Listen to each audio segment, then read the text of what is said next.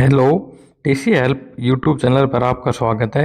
आज हम आपको न्यूमरेशन फोरम, जिसको हिंदी में गणना प्रपत्र बोलते हैं, जो ऑफलाइन आपको दिया गया है आपके बीएलओ के द्वारा, जो आपके बूथ लेवल के वोटिंग के अधिकारी होते हैं या बूथ लेवल पर जो ऑफिसर लगाया होता है, जो सारे वोटिंग से related new voting list update करना, नए नाम जोड़ना, जिसको किसी की डेथ हो गई है उसके नाम को हटाना, जो अधिकारी होता है उसके द्वारा ये आपको ऑफलाइन फॉर्म दिया गया होगा। ये ऑफलाइन फॉर्म किस तरीके से भरना है इसकी सभी जानकारी मैं आपको दूंगा। तो आप देख सकते हैं ये आपके सामने ये ऑफलाइन फॉर्म है। ऑफलाइन फॉर्म को मैं जूम करके दिखा देता हूँ। देखो इसके ऊपर लिखा होता है एनुमरेशन फॉर्म। ये एनुमरेशन फॉर्म होता है जिसको गणना प्रपत्र बोलते हैं। देखो इस साइड में electoral name, EPIC address printed आएगा। जब आपको ये फॉर्म दिया होगा तो यहाँ पे जो इलेक्ट्रॉन वोटर का नेम होता है, उसका इपिक आईडी और उसका एड्रेस होता है। इधर serial number, part number, name होता है कि कितने नंबर सीरियल पर है, कितने नंबर भाग संख्या में है, ये सारी चीज़ होती है। यहाँ पर क्यूआर कोड होता है और यहाँ पर आपकी ओल्ड फोटो, जो पहले से आपकी वोटिंग लिस्ट में फोटो थी, वो ऑलरेडी आती है, प्री प्रिंटेड होती है। और यहाँ पर आपको पेस्ट करंट फोटो, यहाँ पे जो आपकी हाल फिलहाल की वर्तमान की फोटो है वो पेस्ट करनी है। तो देखो जो सबसे ऊपर वाला सेक्शन होता है उसमें होता है डेट ऑफ बर्थ।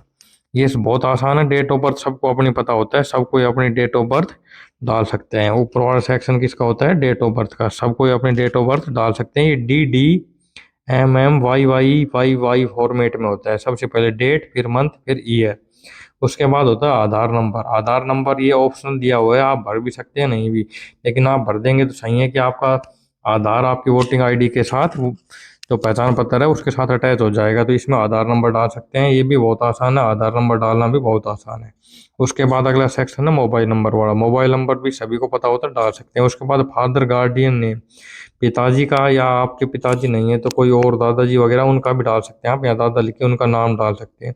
फादर या गार्डियन का इपिक नंबर, जो पहचान पत्र का वोटिंग कार्ड का जो नंबर होता है वो इसमें लिखना होता है। अगर अवेलेबल हो तो लिख दो, नहीं है कोई कंपलसरी भी नहीं है। उसके बाद मदर नेम। उसके बाद मदर का इपिक नंबर, अगर अवेलेबल है तो आप लिख सकते हैं, अगर अवेलेबल नहीं है तो कोई कंपलसरी भी ये नहीं है। उसके बाद स्पाउस नेम, अगर आपकी शादी हो चुकी है तो आपकी वाइफ का जो है वो इसमें स्पाउस वाले में आप, यहाँ पे आप अपनी स्पाउस, जो आपकी पत्नी है, उसका इपिक नंबर अगर आपके पास अवेलेबल है तो डाल सकते हैं। अगर आपके पास अवेलेबल है तो डालना ही ठीक रहेगा, क्योंकि वो भी आपके साथ ही मैच होकर अपडेटेड हो जाएगा।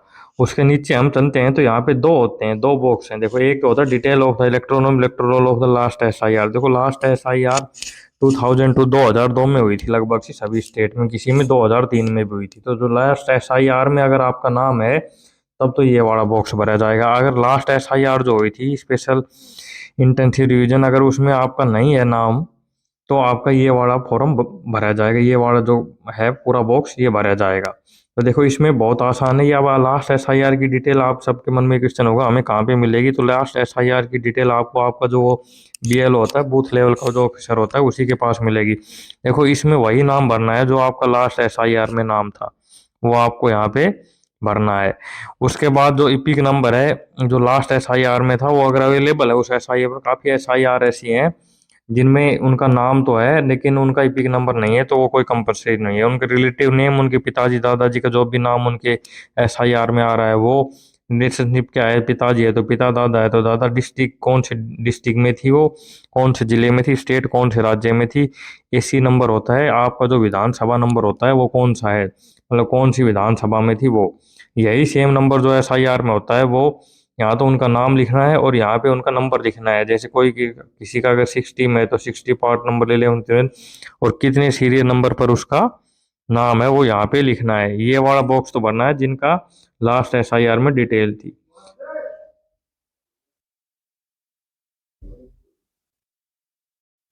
और जिनकी लास्ट SIR में डिटेल नहीं है खुद की, लेकिन अगर उसके माता की, पिताजी की, दादा की, दादी की, mother father grand father grand mother किसी की भी है, तो वो ये वाला बॉक्स भर सकते हैं।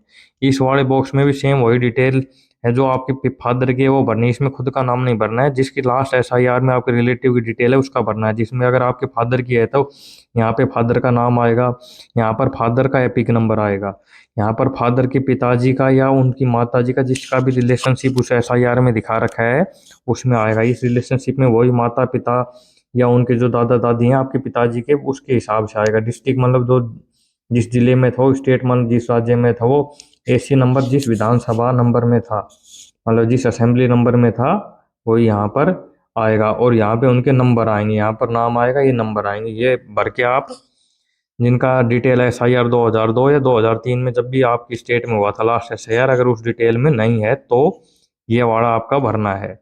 और कुछ ऐसे कैंडिडेट भी होंगे जिनकी ना तो खुद का नाम SIR में था, ना ही किसी रिलेटिव का नाम था, तो उनको ये दोनों वाले बॉक्स खाली छोड़ देने हैं, क्योंकि उनकी डिटेल कहीं पे भी नहीं भरी जाएगी। उनका नाम आगे कैसे क्या ऐड होगा, ये इलेक्शन कमीशन है, उसके ऊपर डिपेंड रहेगा वो आगे कैसे करते हैं। फिर उसके बाद नीचे चल के देखेंगे तो यहाँ पे आपको क्या करना है, सिग्नेचर करना है, left thumb impression of electoral an adult family member with date. यहाँ पे क्या होता है कि यहाँ पे अगर आपको साइन आता है तो साइन, अगर साइन करना नहीं आता है तो लेफ्ट थंब का इम्प्रेशन लगा सकते हैं। और ये नीचे जो लास्ट बचा है इसमें यहाँ पे BLO अपना साइन करके, और ये फॉर्म ऑनलाइन हो रहे हैं, ऑनलाइन उसको सबमिट कर देगा। सभी स्टेट में डेट दे रखी है, तब तक आपको ये फॉर्म जमा कराना है, तो जितनी जल्दी हो सके फॉर्म जमा कराएं। और इस फॉर्म की आपको 2 प्रति, काफ़ी जगह एक भी दी जा रही है, 2 प्रति मतलब 2 फोटोकॉपी दी जाएंगी, इसमें एक आपको वापस दे दी जाएगी और एक जमा हो जाएगी। इसी तरीके के और वीडियो देखने के लिए चैनल को सब्सक्राइब करें।